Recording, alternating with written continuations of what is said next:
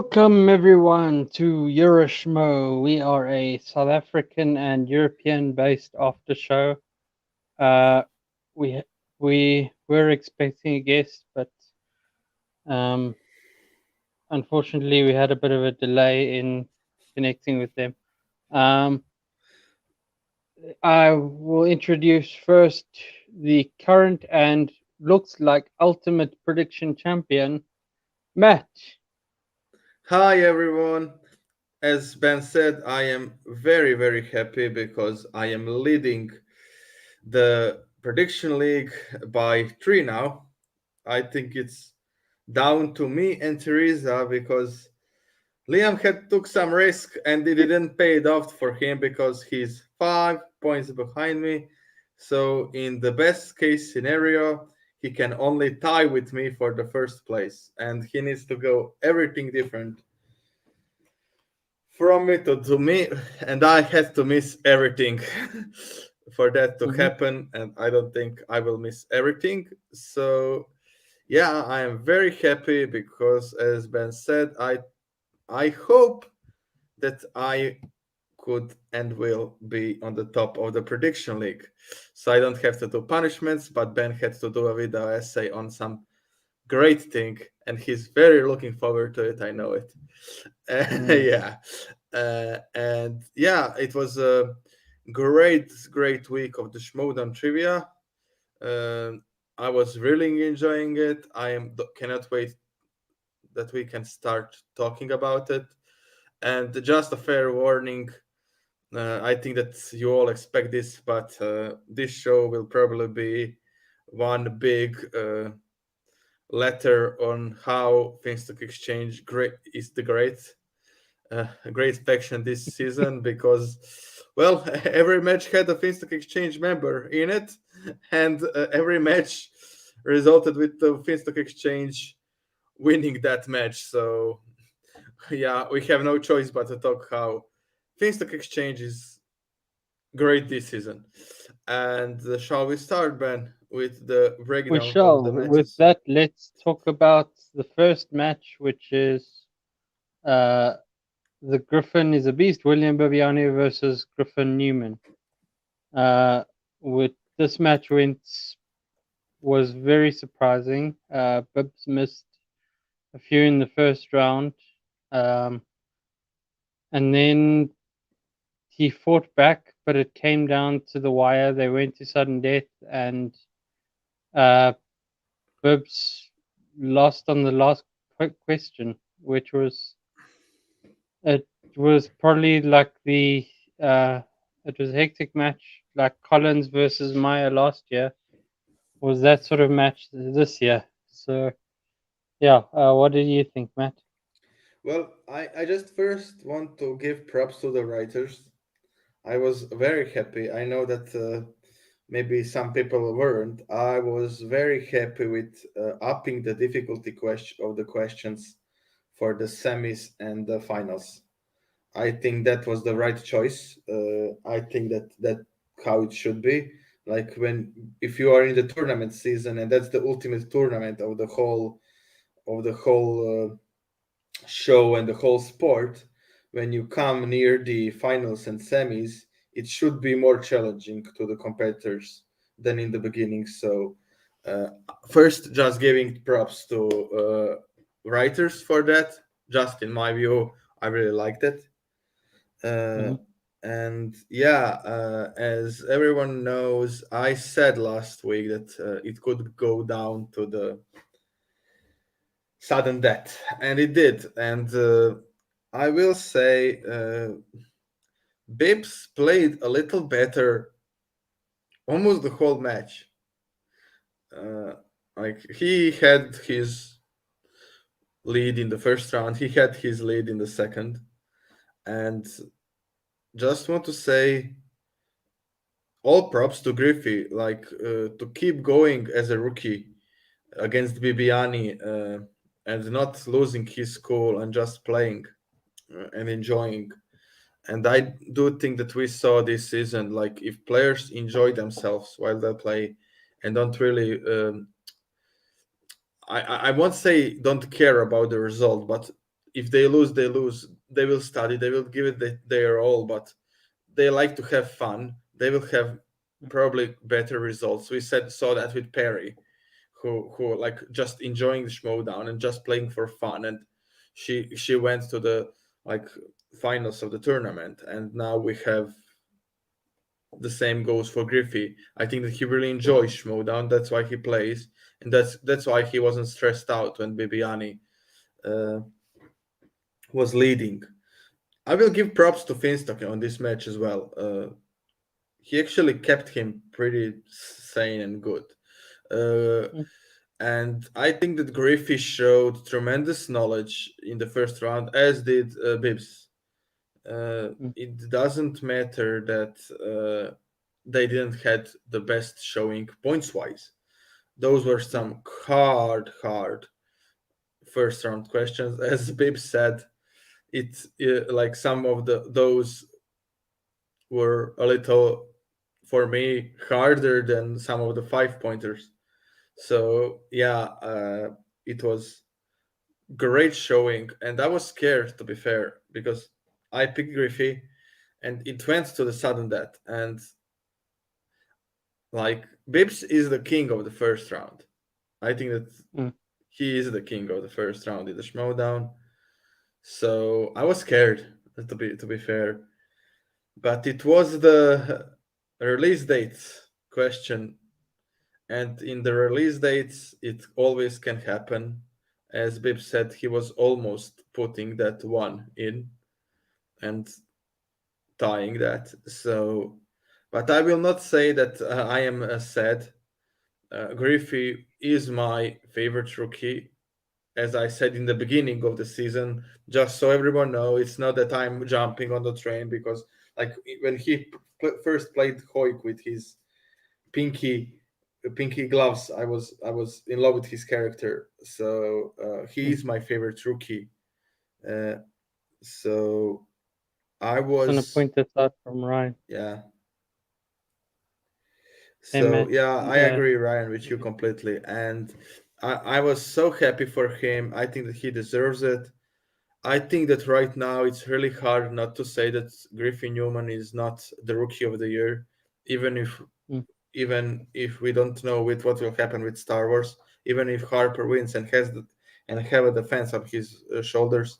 For me, Griffey with winning two Ultimate Schmoedowns tournaments with in two different divisions in the same year, I think that that's enough to be a rookie of the year. When I look at all the other rookies, he has legitimate shot now to be player of the year and maybe singles player of the year, depending on how his match with Marisol goes. mm. So, uh, Just want to yeah, I ask will you this. just say that Griffey impressed me so much. The questions were hard and awesome at the same time. And yeah, I uh, wanted to ask you this one that Leo brought up. yeah. So, what did you think about Bibbs missing that 3-pointer? Yeah, I think that this is one of those. Uh, yeah, let's say it like this. I think that that movie is one of those that if either you know the answer immediately because you really love the movie, or you Mm, don't know the answer. I have a couple of those, but I think that Dodgeball is one of those movies that uh, yeah.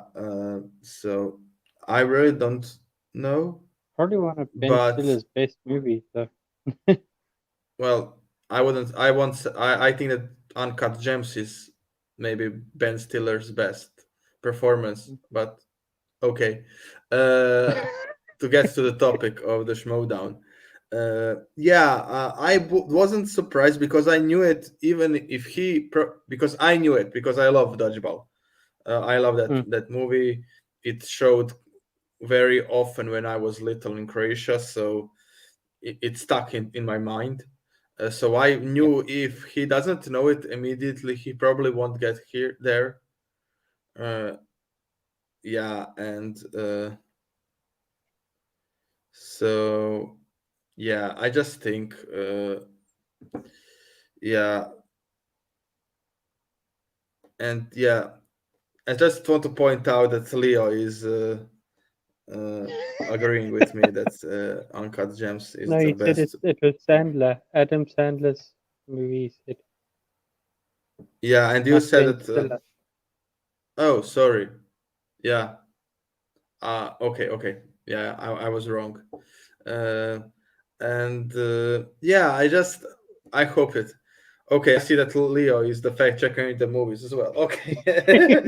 uh, yeah, and yeah, I think it's a great showing of what will we have this week of the Schmoedown. That match was, because for me it was the best match of the week.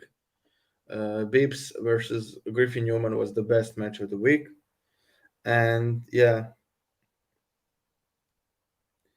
uh, uh, yeah, I mean, I just want to point this out. Ryan, definitely a Griffey fan, as you are, Matt.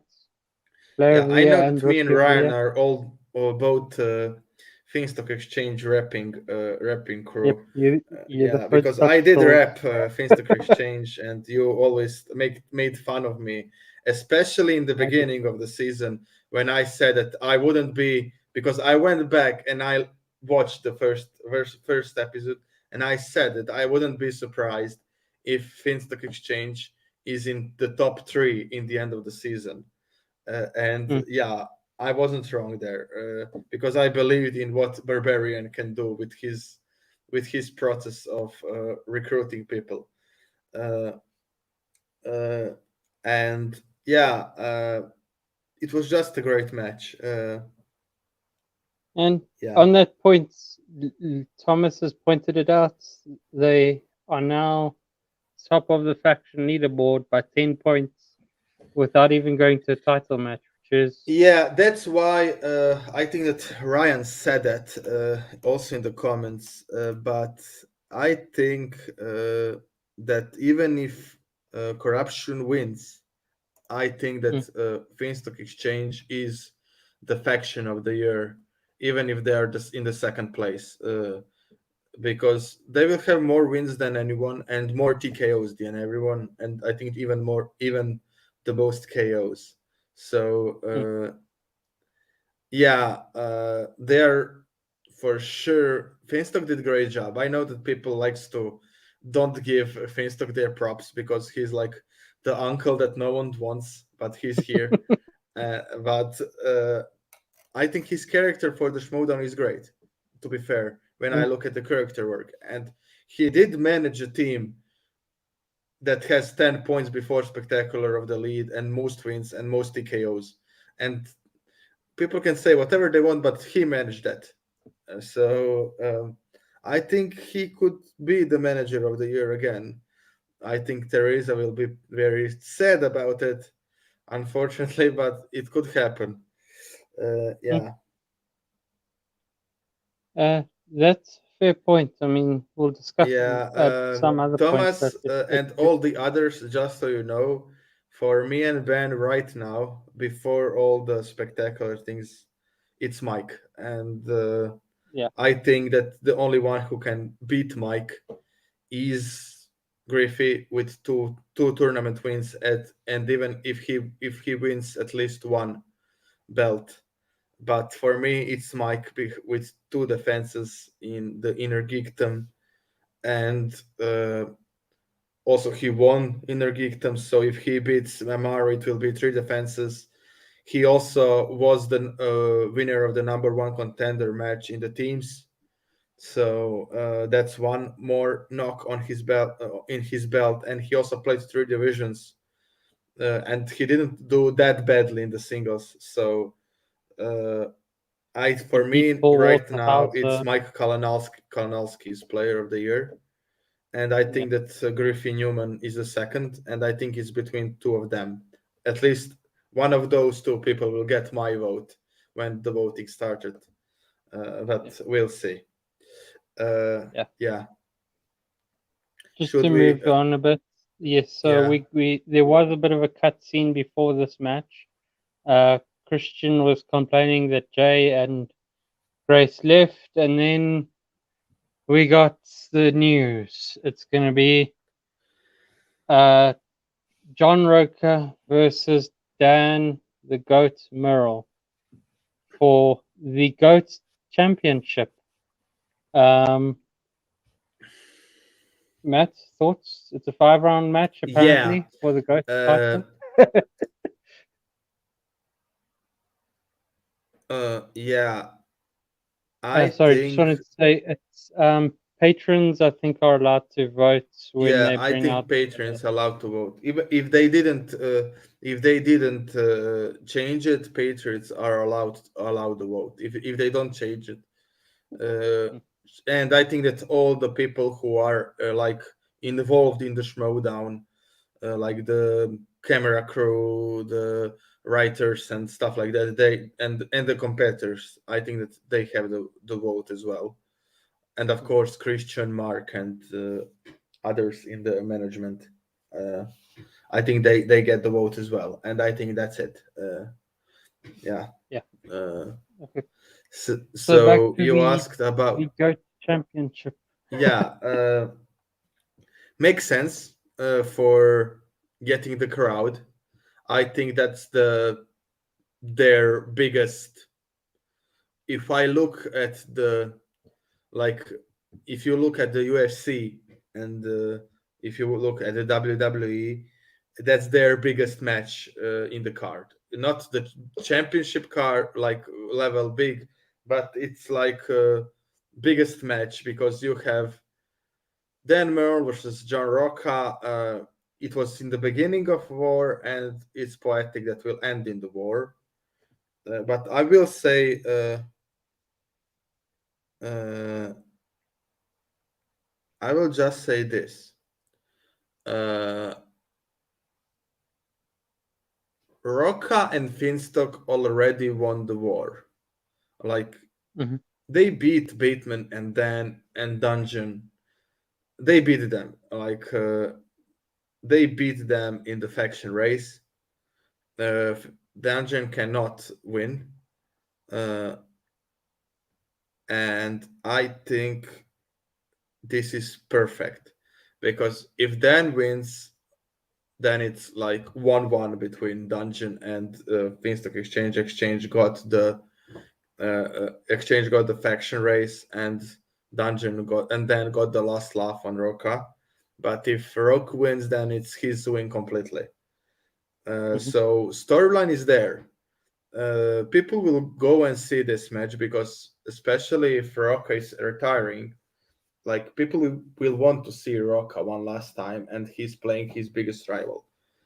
I still would prefer Jeff Snyder as my choice. That's my Mm. personal one. But I get that when you look at the masses of people, Dan Murr is the best choice because it's Dan Murr, and yeah, he also gets butts into seats, as we say. Uh, I think Roca, Dan Murr, Chandru, and Mike are the biggest people to get the butts into the seats. Uh, and it was Guy, I think he was also one of those Mm. special ones, uh, promotion wise. And I think it's brilliant move on Christian Harlow's part, and I think it's the window into the future of what kind of matches will Schmoedown probably do next season. Yeah. And just to point What a did you few think? comments out. It's very interesting. I think we all sort of thought that it would go that way. I just want to say this. Uh, Yeah, Finstock is 35-16. They're clearly the faction of the year, that's for sure. Just to see who will actually win the faction championship, but they're clearly the faction of the year. yeah. What Um, did you think of the Rockhouse's the goat? Rocco Merle match was very interesting. I know it's not for points, which is good because that would then secure Finstock's win if Rocco wins. But yeah, I think it would. it was very interesting. I liked how they played it off. I liked how Roker kept giving these stipulations, and I think it's going to be a very interesting 5 rounder. I'm glad that it's a 5 rounder for that matter, because I think you can't not have Roker's last match. It can't be a 3-pointer. Oh, we have a guest. We have a guest. Yay. Let me add He's him to the screen. here. No. He's here. We have Luke for Galaxy Geeks. Hello, Sorry Luke. about that. So I had No everything worries. set up. I was ready. I was getting ready, and then I passed out on the couch. Yeah, that happens. No worries. Yeah, No worries. we won't Thanks for joining. have anything against you. You saved us a couple of weeks ago in multiple shows, so you're like our adopted European child from America. I'll take it. Yeah. We were just talking about Rocca Merle. What do you think about that match? It's the only one that makes sense. I mean, it really is. It's Mm. the only one that makes sense for spectacular. It's there was so many there was different options people were bringing up, but honestly, since Merle had lost in the tournament, it made sense. I think it was the only match that made sense. Yeah, I get it. As I said, I would still prefer Jeff Snyder on my personal, just like my personal wish, because I think that two of them considered each other like the best rivals, and Rocca always wanted to get that one from Snyder. I think with Snyder though, Snyder's done. Snyder just wanted to be done for the rest of the season, probably for a few years. I could see not seeing Snyder back. Oh, really? Yeah. The way he left, the way everything ended, I just have a feeling he's probably done. I get it. Especially since he moved. I think he moved back to New York. You're doing all in studio stuff now. You're not going back to anything outside of the studio, or like you're not seeing online. So yeah, I have a feeling Snyder's done. You're probably not going to see him back. And if he's back, I'm going to be excited, but just have a weird feeling about it. Yeah. So let me ask you a question. What do you guys think of it being a 5-pointer? Good decision, bad decision? Oh, you mean a 5-rounder? 5-rounder, yes, sorry. Oh, Boston. Sorry about that, Leo. Thank you, Leo. He's a Red Sox, not a Mets. Yeah. I think 5-round is the only way you end it. I think it's spectacular. Do you want a 3-rounder at spectacular, or do you want the big 5-rounder? 5 matches, 5 rounds. I think it works so much better. Yeah. And I have a question for you, Luke. I was just saying that before, but I just want to see your opinion. Do you think that Rocca Merle is the main event, or you think that Griffey Marisol will be main event? Honestly, all right. If I'm gonna be honest, if I were going to pick matches, I would go see Rocca versus Dan over Marisol versus Griffey names. Yeah. It's just the history's there with Rocca and Dan. There's no history with Marisol and Griffin. I mean, they don't even know each other. They've never played each other. They're both newer competitors. There's just not a. But it's a singles champion, so you've got to do the singles championship. I get it, but I think it would be very nice if they like ended on Rocca Merle, like, because I can see like spectacular ending in him and Rocca like embracing each other. If they can, I don't know what the situation is, but if they can hug it out in the end, and Rocca is just going off into the sunset, I think that would be a perfect ending to spectacular story-wise. I don't think that they would.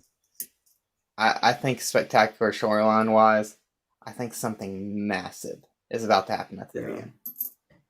Probably. Yeah. Just to clarify, we don't fully know the order of how it's going to be, they will let it be a surprise. But Christian and said it will happen spontaneously, automatically, like probably through the night. Probably it won't Yeah. be like it will be probably one big story. If I read correctly, I think he posted that in the Facebook group. So it will be probably one big story. Well, I think Ryan, if you'll pull up Ryan's question answer, I think that's probably going to be how it is. Rokodan will be the the match before Marisol versus Griffey. Most likely. I don't see us having any random matches. Like last year, you had the what was it? Was there a Kevin Smith match last year? And Kevin Smith versus Chris Jericho. No. Chris Jericho had a random match, and which I think she played Brittany Young. Yeah, and Kevin played Flirt and Flaws. Yeah. Yep. You're not seeing those matches. You're not seeing those matches this year. Yeah. Well, it's five rounders, so I think people would be too exhausted after that. Yeah. Hey, Eli's going to be there, so. Yeah. Good. But to be fair, for me, last year, it was nice to have those like fun matches in the middle to just relieve the tension, because Spectacular was really long. So it was nice to have like the match that you can just relax and enjoy and watch mostly for the character work maybe and stuff like that, because for me it was nice. Well, one big thing though for next year or for this one is I think there's a lot riding on Spectacular. Like just the way Christian has talked about, the way that he keeps bringing it up, the way that he's like, you just can't wait. Oh, this is the premiere for season 9. Just the way he's talking about Spectacular this year. And also, he's got to get a lot of the fans back. Right now, a lot of fans aren't happy. So, getting those fans back, getting people on board right now is the most important thing to Christian. Yeah, probably. Right, shall we move on to the next match? The next match, which is Barbarian versus Janine the Machine. Or machines are not match for an Elvis. Yep. I mean, it was a heck of a match. I think it did this one end in a TKO or almost in TKO. Almost. It didn't. It wasn't a TKO. Yeah. If you want to watch a devastating reaction from Eli reacted to this match, and I think he almost cried. Really? Oh, sorry, I didn't had a chance to watch it, but I will. Oh, it's fine. It's literally one of the most depressing things I've ever seen, because he's just sad over. He wanted to see Marisol win. He really wanted to see Marisol win. He was so rooting for her. I called all the matches this week, or Janine, not Marisol, Janine. I apologize. I called every match this past week, which was a fun week for me, but not for him. Me also. Just so you know, Luke, I put Liam out of the race. Now it's between me and Teresa, and I have a 3-point lead going into Spectacular. Oh wow! Yeah, that's awesome. Yeah, it is for me. Right now, Eli's beating me pretty bad. Not pretty bad. What we're doing and how we're handling Spectacular differently. We're adding basically each match will count points for it. So we could have a huge 5-point swing at Spectacular if one of us wins or doesn't. Oh, nice.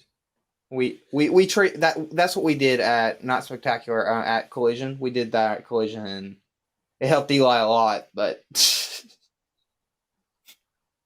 yeah, maybe. So Eli was pretty sad because of this match, right? Yeah. He was. I mean, he really was rooting for Janine. I mean, I have never seen him root for someone more, because he loves Janine so much, and I get it. I mean, Janine is incredible, but Barbarian just had it. I knew he had it. You'll notice when you watch the recent Janine matches, Janine, when she won, it wasn't that she won, it was only because the other player didn't have a good game. I wouldn't say that Except- that happened in every match, but I think that Dan Merle did beat himself. Oh, I yeah. don't think that she beat Dan Merle. No disrespect to her, she played excellent, but I just think that, and the same happened to Lon Harris against Dan Merle. To be fair, I don't think that Dan Yeah. Merle has beaten Lon Harris, but Lon Harris has beaten himself, and that sometimes happens to the players, unfortunately for them.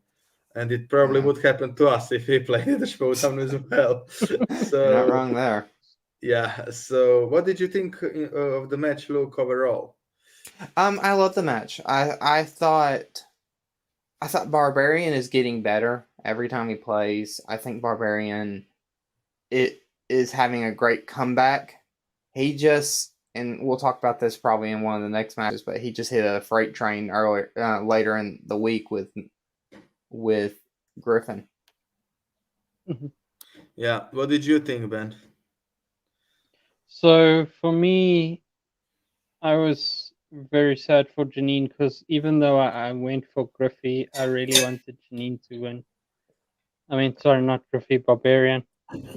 So I was sad in that regard, but kind of pleased that we now have a Finstock final, which we will discuss because it made the final match a bit more interesting. Considering it's Barbarian, one of the best players, who hasn't had the best luck up until now. Do we see him being nominated for comeback player, or does that not count, do you think? Nah, he hasn't had as many wins as he would need for comeback. Yeah, and he had losses also, unfortunately, this season as well. His beginning of the season was not great for him. He was coming back close to the end, but that was only like what 2-3 matches. Yeah. For me, this match was awesome, and it was a little bit of a justice. And I apologize to Eli in advance for this, but after I just think that whoever has to go through that quadrant of death with Collins, Kid, Barbarian, Oyama, all those people in that part of the bracket should be in the finals, and like that's fair. That's life being fair, because I think Barbarian showed in that side of the bracket the most, like the most from any player. Like he had to beat Oyama, Duralde, uh, and the Kid to get to where he is and playing Janine.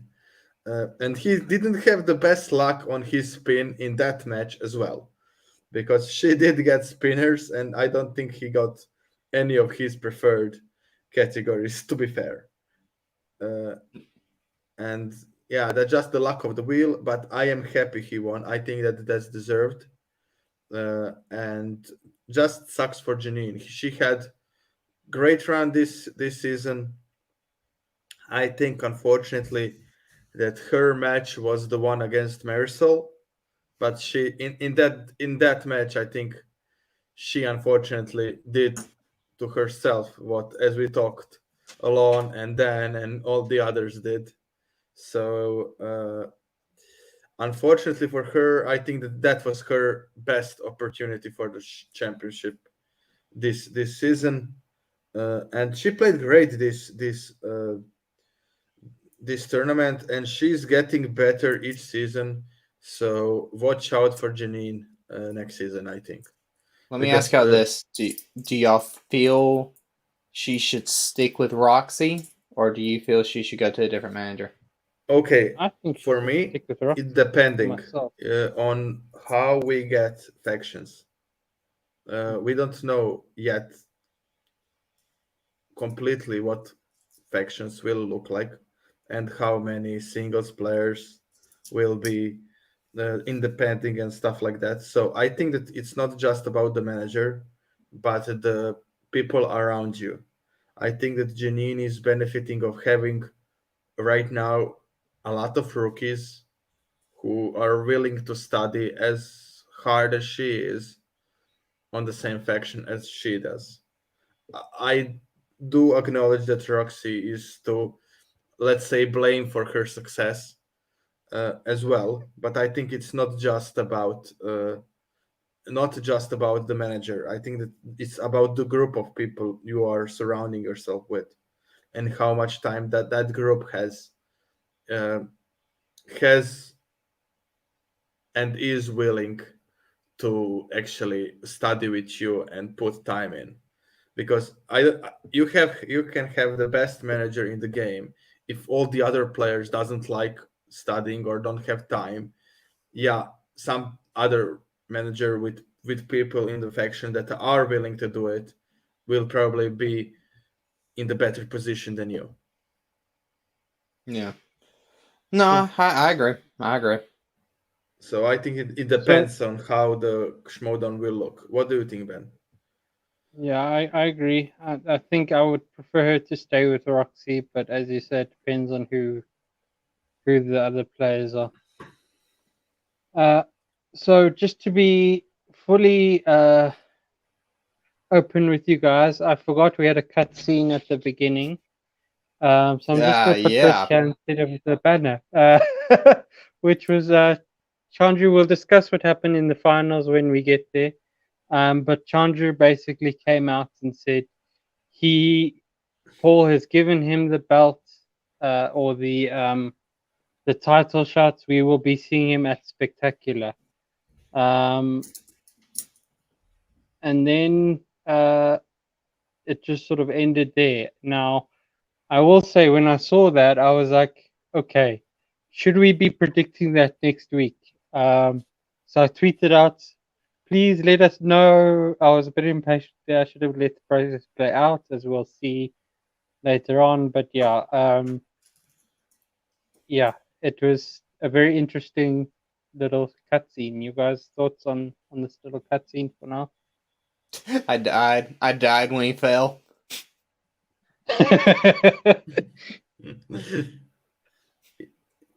He was able to. That's honestly, even though I want to throw something at Chandru sometimes, Chandru is probably one of the best acting Schmoedown competitors right now. He is one of the best heels in the game at the moment. He knows how to get under everyone's skin. You want to throw some at his face, but honestly, Chandru is incredible. I mean, absolutely incredible. I cannot say that he is bad. I mean, he's a great heel.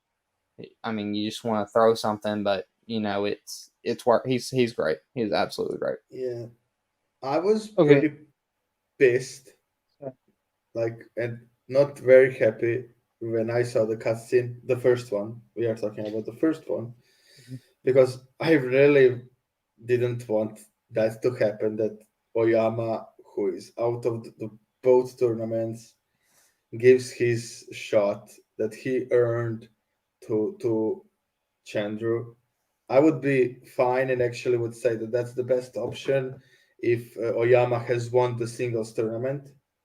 I think that Yeah. that would be the best option for Swag and for actually him because I think that's their best shot to get two belts in the end. But I really Why? wanted Okay. what? Go ahead. Oh, go ahead. Like Go ahead. if Oyama had won the singles tourney, Yeah. uh, yeah, I think that would be the best shot for Swag to get two belts. And to be fair, that then I would be all for it. But unfortunately, Oyama didn't. So I really wanted him to keep his title shot for himself. And oh no, I will say my prediction later. And when we talk about Chandru, okay, here's maybe the hottest take of this show. I think Chandru is the most worth player to Christian right now. Yeah. When I I agree. look when I look at how he does his character and stuff, I think he's the best moneymaker in the Schmoedown right now. Yeah. I know that probably Rock and Merle gets more butts to seats because they have history and names in this sport, but I think he's the Conor McGregor right now of the Schmoedown. Yeah, he has the I best. He has the best promos. He has the best lines in the match. His character work is the best in the Schmoedown right now for me. Mm. Uh, I think that Christian even put because Mike is also one of the best, and I think that's yeah. why Christian put that match to be free because he wanted to everyone to see that match because I think that that's exactly what he wanted from the Schmoedown. Like they played through the match, they played with the storyline they made themselves. Like Mm. you don't even have to tell Chandra what to do. He will make up storylines that will be good on his own. And I think it's not the coincidence that we had Chandra in both of the two biggest storylines this season in the Schmoedown. So Well, it might be We're beneficial since we're already getting comments in the Yeah, comments. I Why was don't we gonna just go say ahead and we'll discuss the next one. So the next yeah, one, we can. the finals happened, and well, I know this might be a controversial banner, but I mean, they pretty much Chandru came on, said, told Paul he's gonna win the title, and Paul said, "Hang on a second, I'm not giving you my shot." And then Chandru told Paul that he hates Paul, and Winston hates Paul. Then Winston came on and basically chewed Chandru out, Ooh, that was great. uh, Yeah, big time, which was amazing. I think the best line in that whole thing was Paul saying, "We make the Orioles jealous." That one. I'm sure made a few Baltimore fans angry, but yeah. Uh, then Chandru got kicked out of swag. Just wanted to point out Leo's comments here. Winston and Paul are tired of Chandru's crap, and he's also glad that that match isn't happening at before Spectacular. Your guys' yeah. thoughts? I also pull up Thomas's. I think Chandra will be a rogue agent next year. Yeah. I think, and this was not my idea. This was Eli's perspective, and I am curious what your thoughts on this. Eli thinks Chandra next year is going to be like the Joker. He's going to be the Schmoedown version of the Joker because he is on the run, he's angry, he's upset, but he's a loose cannon. And you don't know what he's going to do, what he's going to pull. I think he needs to be a rogue agent next year. I think I think not being on a faction is perfect because it gives everyone this idea that you don't have to be on a faction. And I think that's what needs to happen. Yeah, I would love that as well, but I have a different prediction. Uh, I So agree with Eli and you. I think that Chandru as just the agent of distraction with no master would be awesome.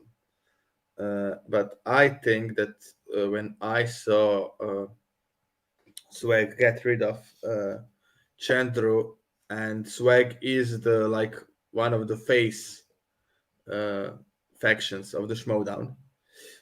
I think we will have heels factions and face factions. I don't think we will have like we have this year because it was just draft and it like when you drafted you didn't take into account uh, like who is going to be like what character with the faction. I think that we will have that next year. I think that Christian will take care of that part that in the face factions you have faces, in the heels factions you have heels, and I think he will put two of the largest the people who with the most hate in like the storyline community with the storylines in the Schmoedown, and that's Grace and Chandru.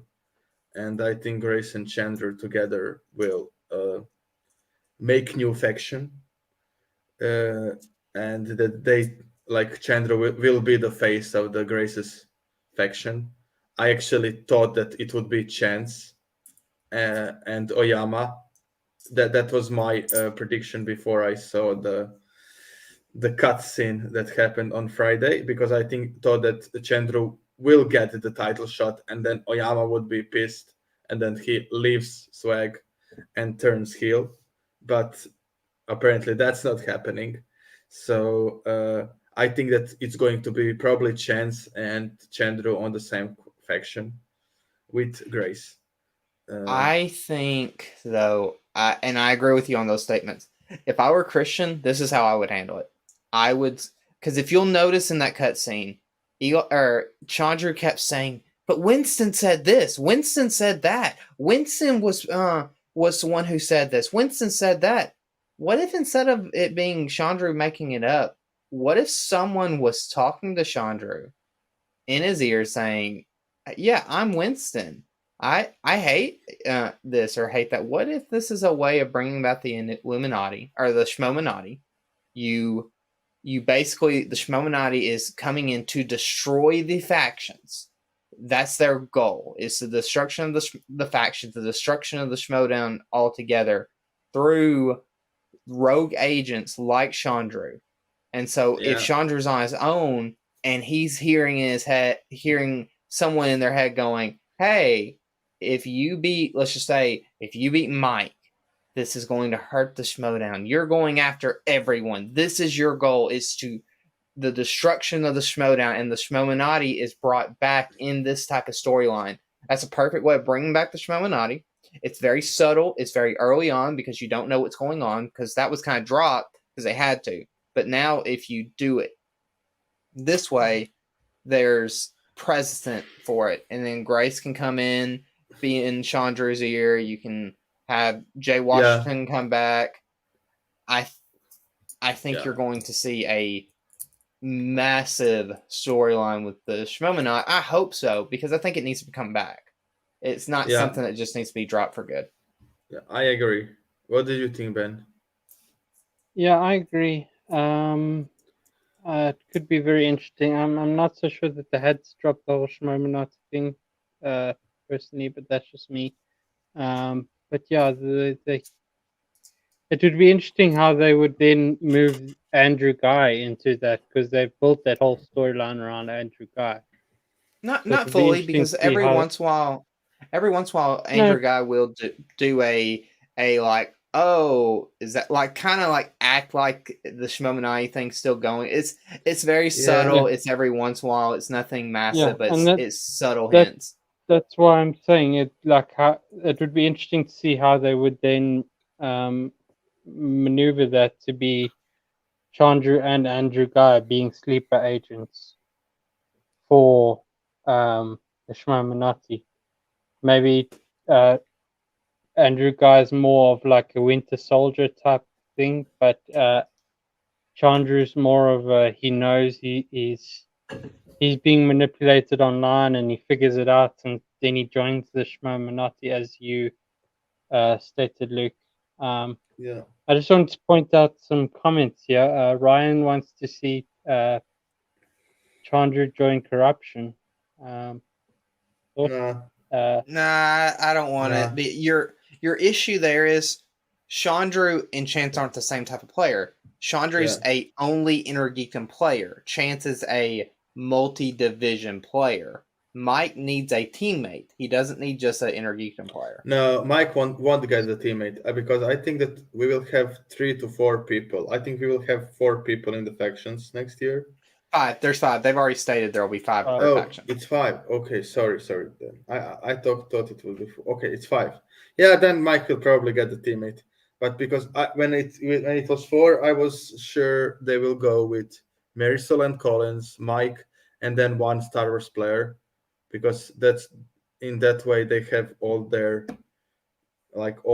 cookies in the jar that they Yeah. need.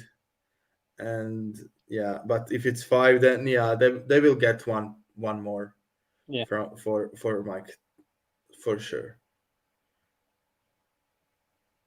So, Yeah. one more comment. So Thomas doesn't think that corruption are because of Marisol and Adam. He doesn't see them as heels. Your guys' thoughts on that? I would say Especially as the a reaction that Marisol got the last 2 times she's been on stage.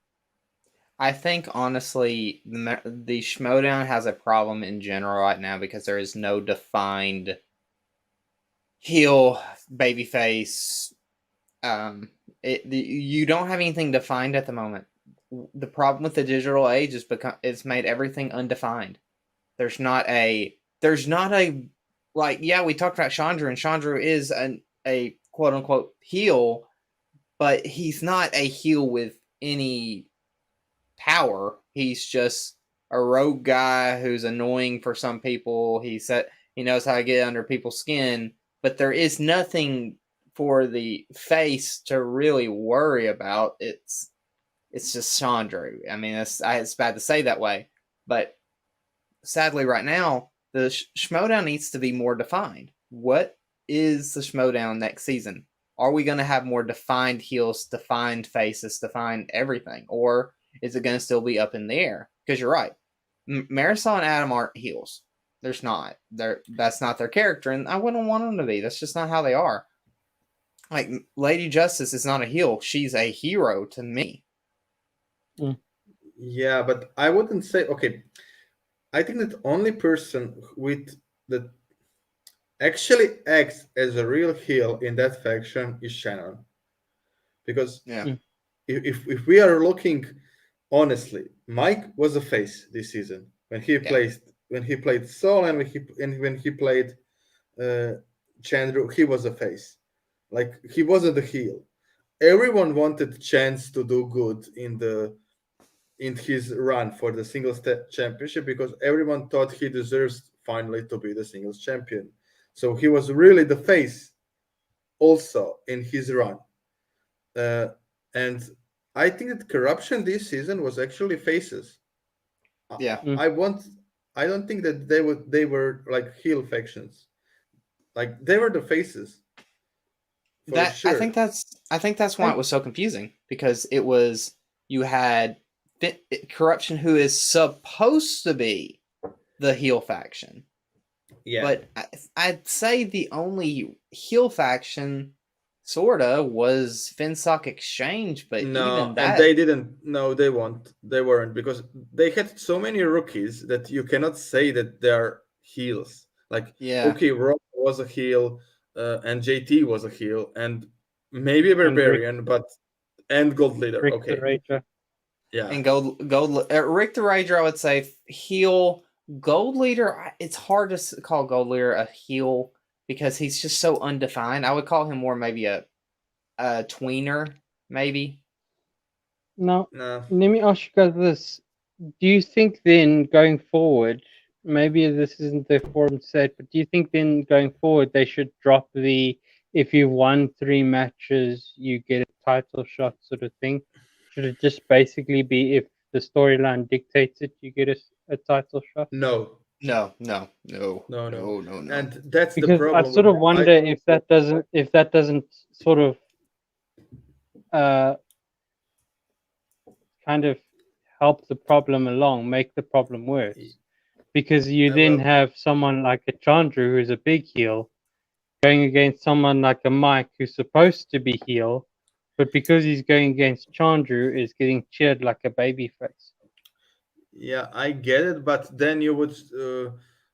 Then you would lose legitimacy of the Schmoedown, because, as Christian said, Schmoedown is not fixed. That's why WWE always can have heels versus face, because the matches are predetermined.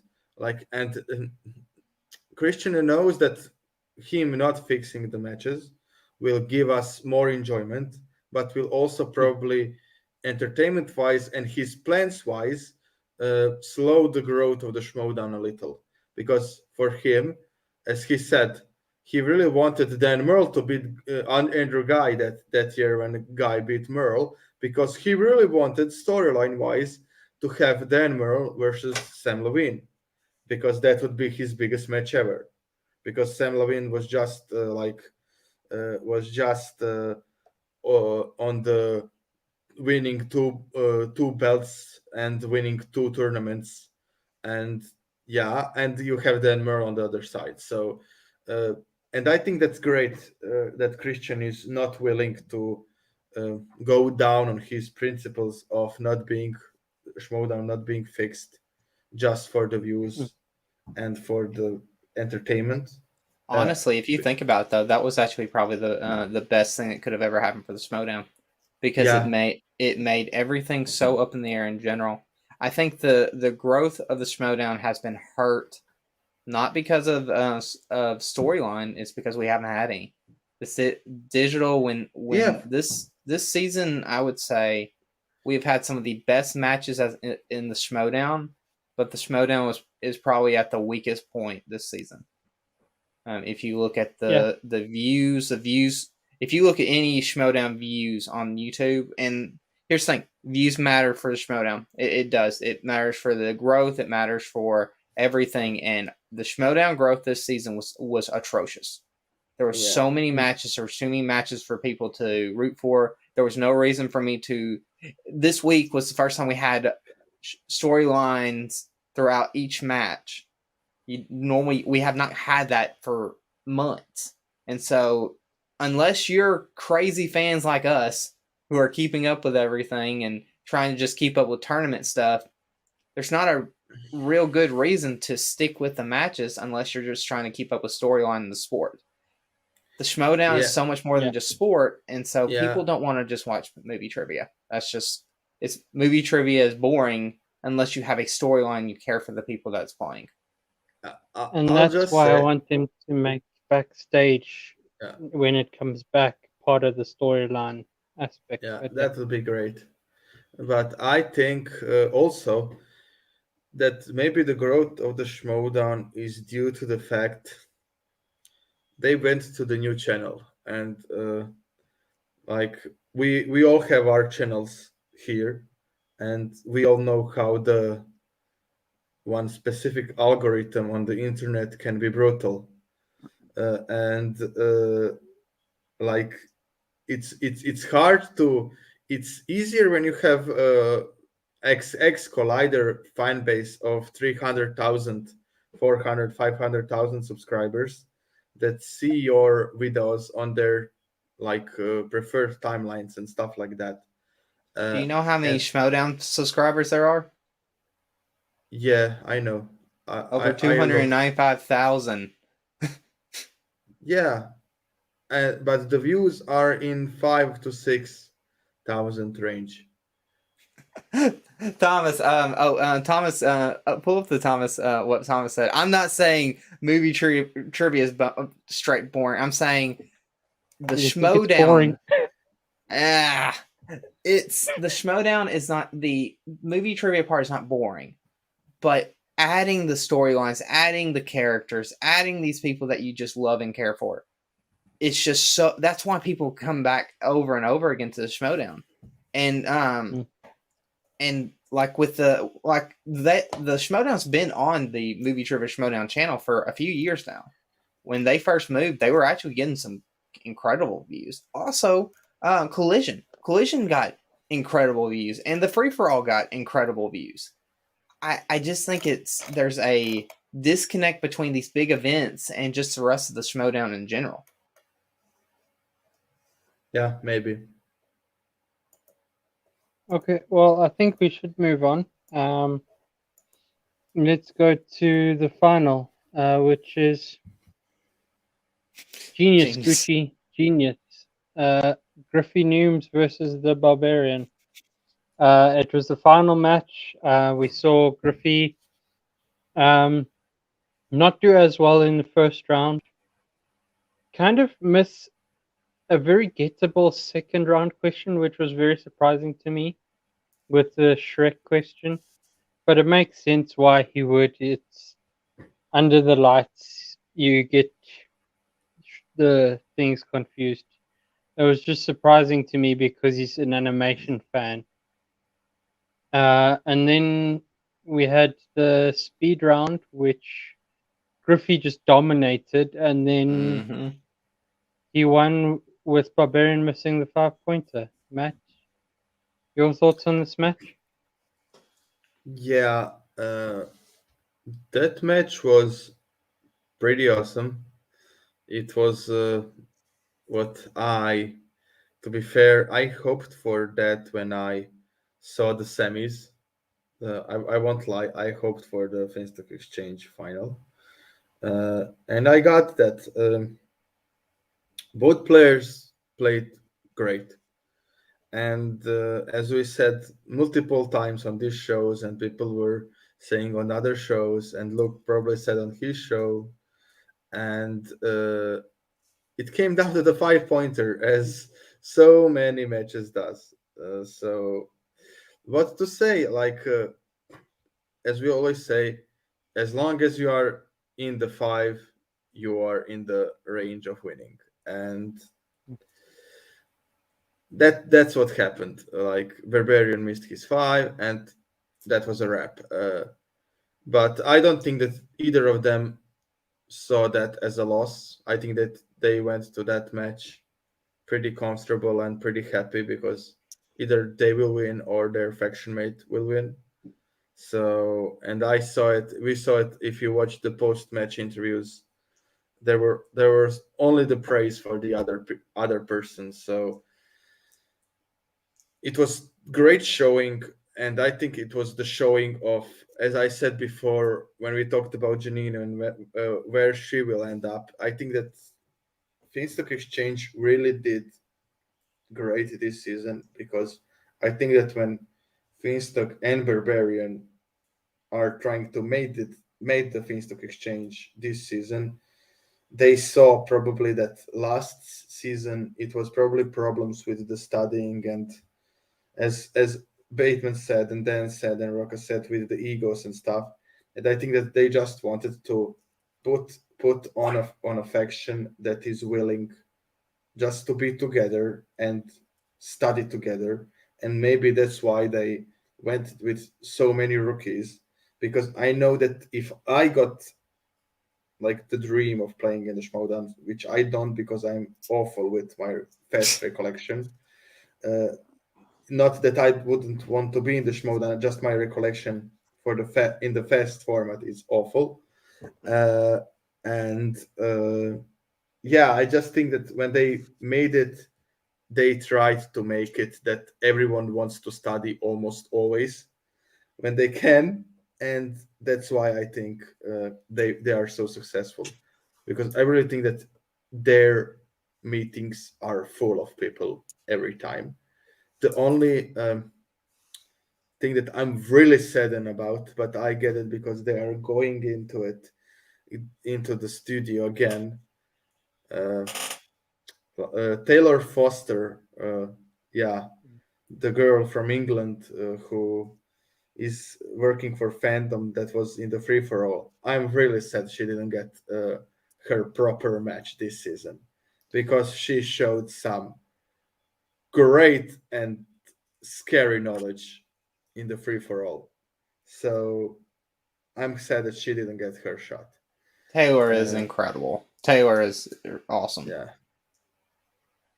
So I'm really sad about it, but yeah, it was Finstock Exchange in Invitational, that finals, and they got what was it, 5 points, right?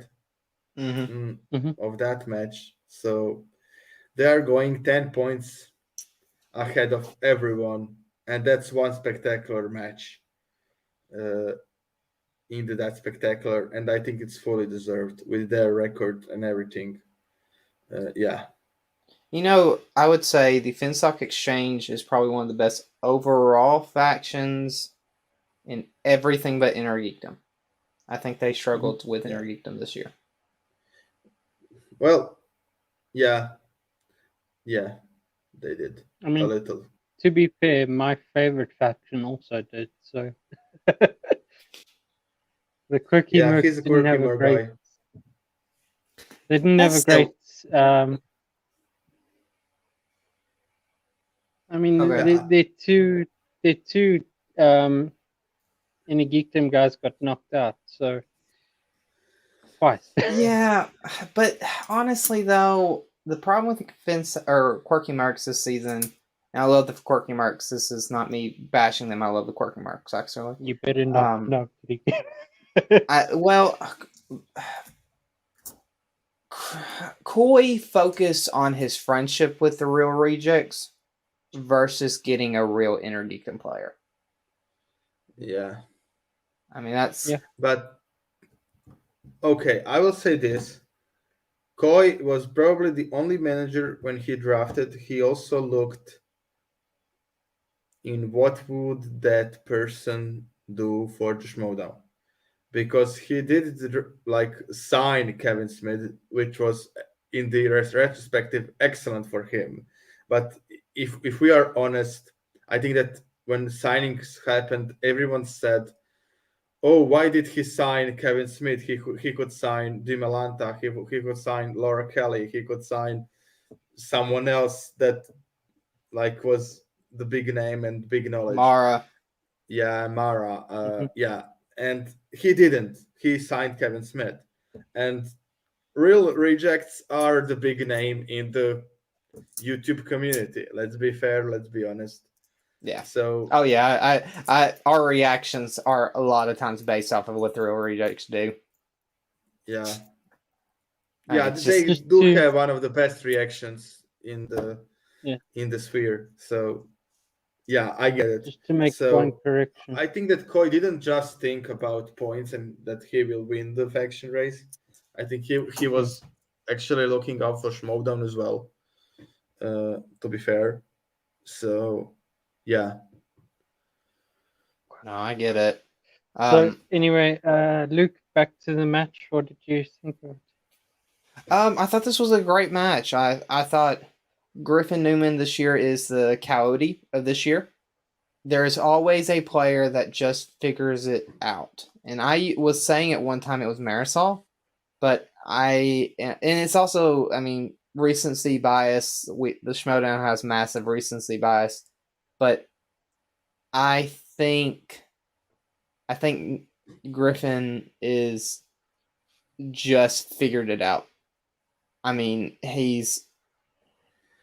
and the bad part is I was going with Thomas for rookie of the year after winning the singles tournament and the teams tournament. yeah, it's over.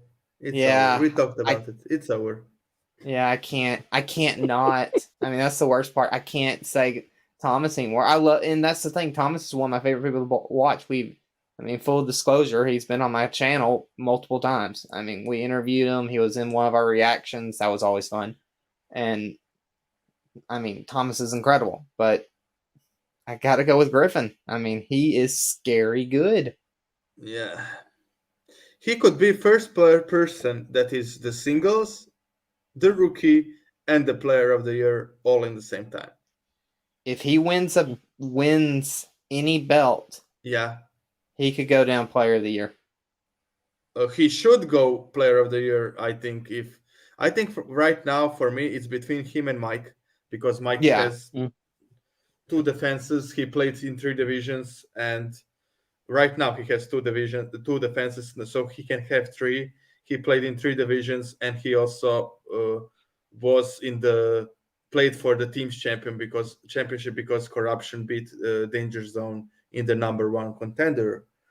Was there not Corruption didn't get they didn't win the team's championship, did they? No, they lost to Shazam. That Okay, was I the can closest match that Shazam had this season. It was a 51-50 match In live. live. That was the one, and that's why I put Mike over Marisol, even if Marisol defends against Griffey, because like Mike played already have two defenses in Inner Geekdom, and he played 3 divisions, and he did pretty okay in every one of them. But here's the thing too. Let me ask you this: how important is that match for Marisol against Griffin?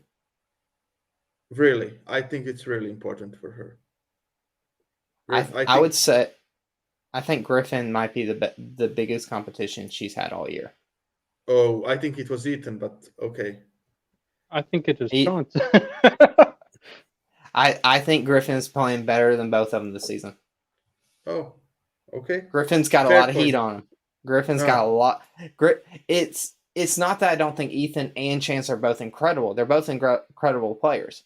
But Griffin is the rookie this year, like Coyote was last year. He's the player. And so I get it. he's coming in with so much heat. He's coming off with so much momentum. I mean, I've never seen As a player Brian with that much says in the momentum. comments- As Brian says in the comments, last person to win both tournaments was Sam Levine. Wow. Yeah, and he went to be the double belted. And that was early seasons. Yeah, That was like season 4 and season 5. yeah. Or 3 and 4, sorry, yeah. But I just want, getting back to the match, I just want to kind of ask you guys, it's not to cause any controversy or anything, that Sally Field question that Leo brings up. Sally Field versus Sally Fields. If that was a question asked, not in the speed round, any challenge, do you think they would have given it to him? Yeah. yeah, Yeah. as we said, Ben, there were much worse things given to people this season than Field. I So- think something we're seeing with the speed round where you're asked 10 questions instead of the buzzer. The 10 question speed round is more likely to have someone wanting to challenge, because that's happened multiple times this season where there's a question that in a normal round you would challenge it. And so you don't have those as much during the buzzer, because normally buzzer, if you can't figure it out, then both players aren't going to say anything. There's not much of a challenge there. But when it's 10 questions, there's multiple opportunities for challenges during those. And I think and I like the 10 questions, especially for Star Wars, but it's too likely to be challenged. Yeah, I agree. I just wanted to ask you guys another question that Thomas brought up earlier, which was a good question. Do factions next year, do we know that they have to have a Star Wars / Inner Geekdom player, or No. can they just... They can pick whatever. Whatever 5 they want to go with. Yeah. Okay. That Christian's not given any stipulations. Yeah, that's fair, because some people might not be focusing on IG and Star Wars as much, seeing as they'll get fewer matches. Would you... Oh, this is the question that I asked earlier, Brian. People said no, that he's not a comeback player of the year because he didn't really have to come back from anything. Yeah, for me, Janine is not either, because as I said last week, I don't think she was down enough to call her comeback player of the year. Fair enough. I think when you consider last season, I actually understand why you would go with Janine for comeback. Barbarian, I can say, might go down with comeback as well. I actually understand for Barbarian, because Barbarian, even last season, he was going off some massive losses. I would actually, if I were giving comeback player of the year, I'm going Janine, because Janine had a really bad season last season. Yeah, I don't know. She did pretty okay for me, but fine. I would give it to JT, because he's a really comeback player. Well, JT, I wouldn't say JTE, because literally JTE didn't play the season before, and he wasn't doing bad, so there's not a lot of history there to show him Yeah, but doing better. he's coming back, so he automatically is in the consideration for the comeback player, right? You gotta give him Semantics. that. Yeah. You gotta And give he him did that. win, and he did win one tournament and got to the finals of the mini singles. That was not really a tournament, but it was like a tournament. So he did pretty good. Marisol is picked for comeback player of the year. Nah, Marisol was what? She was One. 1-1 in teams and 1-1 and in singles. Mm. She was literally a 50-50 player last season. Yeah. Well, I mean, here's the thing, and we'll have a better conversation about this after Spectacular, because you're gonna have. I was gonna let y'all know we're probably going to on the Into the Schmoedown Galaxy. We're gonna have our own somewhat awards. We're gonna pick who we feel deserves what piece. We're gonna have our own, like, I'm gonna create thumbnails and stuff for each category, kind of the same way the Schmoedown does, and so I'll keep y'all up to date if y'all want to try and vote in on that once that comes closer to time. Yeah, we will have our awards, but it will be Euro Schmoe Awards, and it will be only 4 of us voting, and everyone will have their own players. So every one of us will give our personal rewards. Oh, and I like what Brian brought up. Parker. Robert Parker is actually probably one of the best comeback players. Yeah, I didn't think about him, but yeah, that's true. If he wins the Inner Geekdom Championship, he should be the comeback player of the year. Yeah, that's true. Yeah, that's fair. Yeah. All right, we'll move on. Move on. Yeah. And just I think that was the last topic we really had, except we for have this one, which predictions. means that Matt can brag some more. Yeah, first show the beautiful thing. Show my perfect week, please. I'm going to do so right now. There we go. Yeah, as you can see, Matt had a perfect week again, and Liam took some risks and didn't pay off, so he's 5 points behind me now. 5 And you and I had points. 2 perfect weeks, or had a perfect week. I get it. You almost had you had a perfect week as well, right? Yep, I had a perfect week too. Yeah.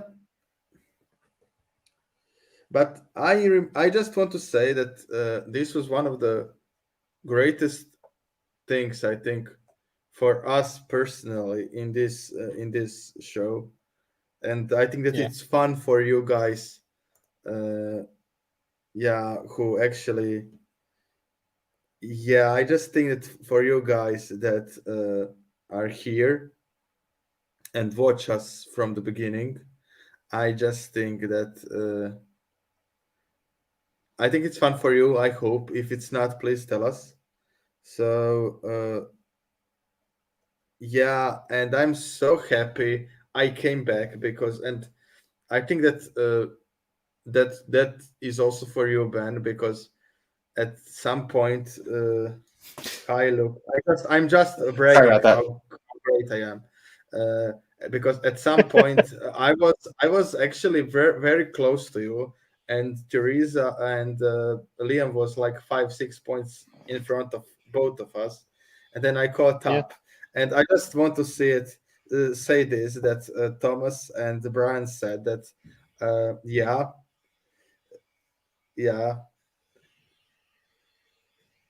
yeah, most improved player. I agree with this, and I also agree that we should maybe have the cutscene of the year. I think that if we had a cutscene of the year, that would give maybe more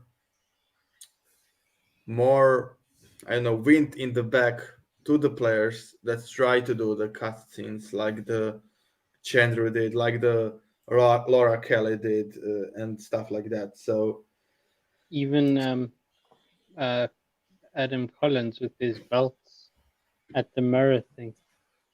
I was going to ask y'all this for next season. Are y'all planning for the Euro Schmoe show? Are y'all planning to have it about the same as this season, or are y'all planning on switching it up a little bit due to the Schmoedown switching it up next season? Well, we will have our main show, that's for sure. Like on Sundays, probably it will stay the same, Okay. and it will be the Schmoedown breakdown. But we will probably then break down the entrances and stuff like that as well. Okay. Because if Schmoedown comes back to what it was, like before we get to the digital, then we will have more things to break. Like that's why we had, and I know that you watched, and thank you for it. We had the discussion, what is the promo of the week, because that was one of the like little parts of things that we don't have in digital, and we had those promos. So maybe I'm just shooting here and brainstorming. Maybe we will have like entrance of the week and a little breakdown of each entrance over the weeks, and we will have that breakdown show for sure, and we will see. Like now we have some exclusive, because look, you can thank Luke for this. Maybe we will like have some guests next year. Maybe we will try that, and maybe to expand our things with some other videos, but keeping with And we the might theme of, introduce some games. yeah, we might maybe play some games also, but it will, for right now, for I know it, everything will have something to do with the Schmoedown. We want to do like you guys do awesome reviews, and guys, please check out Luke's and Eli's channel for awesome reviews on the movies. Yeah, We just reviewed Ghostbusters Afterlife. Yes, or it released today. Yeah, please Yeah. guys, go check that out, and yeah, I just we will wanted to probably point this do. out. Yes, I Yes, agree with please. this. Yeah, I think Rocca will get it because it is his Yeah. last like season. But I said I think last week that I think Nerd Chronic deserved it this year. Uh, yeah, so we will probably have maybe something new, but it will have something to do with the Schmoedown. Okay. Yeah, and we have to see, because unfortunately in the this back part of the season, as you all guys know, uh, we had some private stuff going on between, not in our personal relationship between us all, me, Liam, and Teresa, but we had some personal stuff to deal with, all of us. So unfortunately, not always uh, everyone can be on the show. So we will have to see what our capabilities are, but we have plans. Let's just Cool. say it like that. What do you, Yeah. We only if need, you want to give us some exclusive look here? What are your plans?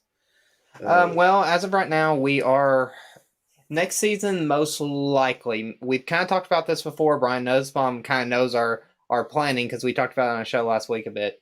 We are going to be still doing our Into the Schmoedown Galaxy. It will probably be changed to the Galaxy Geeks Presents Into the Schmoedown Galaxy, because we're planning on adding another weekly show probably right after the Into the Schmoedown Galaxy, or right before, where it's just movie news, geek news, just more of a general movie discussion over just the Schmoedown discussion.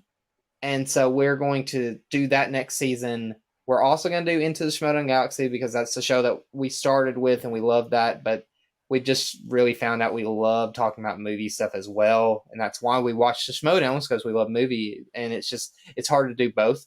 So I think we're going to end up doing two different shows, because going to be honest, the Schmoedown's going to be a lot shorter next year because there's not going to be as many matches. So there's not as much to talk about. Because I got to admit, this week, even though it was 3 really good matches. They weren't really that much to talk about. Yeah. Yeah. So, guys, now you know Galaxy Geeks is going full movie news channel. Nope. Yeah, I'm just kidding. Yeah, Probably more like. Have y'all seen kind of how the What Network does, or the like the different of the after shows have kind of gone down this route? yeah, And I think that's probably what we're going to do next season, just due to the Schmoedown. It will be a lot shorter. I mean, it's just going to be a lot shorter. And also, we've been doing a lot of like trailer reactions and movie reviews, and that gives a different audience than the Schmoedown, surprisingly. And so you kind of, I'm having to figure out a way of getting both audiences. That's why I understand completely why Christian has separated between the Christian Harloff channel and the Schmoedown channel, because you almost have to split it. Get it. So yeah, guys, I think will be it. Thank you everyone for watching. Thank you, Luke, for joining us. Thank you to Thomas, to Brian, to Ryan, to Leo, to everyone who join us every week. We are here. We will be here next week as well. And then we are waiting for the spectacular. Yeah. So before we end off, is there anything in particular you want to plug, Luke? Just our normal shows. We did a trailer reaction or a movie review of Ghostbusters. I'd love everyone to go check it out, give it a like, give a comment what you thought of it. It's our movie reviews don't do always the best, but if we can get some people into it that just wants to have a discussion, that's my favorite thing. We also have trailer reactions right now. We've got we have a TikTok. This is something I probably need to plug more because I probably need to look at the Galaxy Geeks channel on TikTok. We just had a TikTok blow up. It had over 60,000 views. So I don't know how that happened, but it did. And we just have trailer reactions all the time. We've got movie reviews. We do it all. So come check us out. I think most of the people in the chat right now show up to everything. And honestly, thank y'all. Like Brian, Thomas, Ryan, Leo, all these people are just they just appreciate everyone and treat everyone the best, and they're always joining all the shows. So I respect them so much, especially for the time they put for each of these shows. Yeah, I just say I would love to see how our fact checker for every show, Leo Logan, would do in the Schmoedown, because I think he has a brain for it. Not wrong there. Yeah. So I think he would do amazing. Thank you everyone for tuning in. Tune in to Galaxy Geeks, to everything they do. Luke, thank you very much once again for guest hosting and guest appearing on our show. And see you all next week. See you all next week. Bye. Bye, everyone. Bye-bye.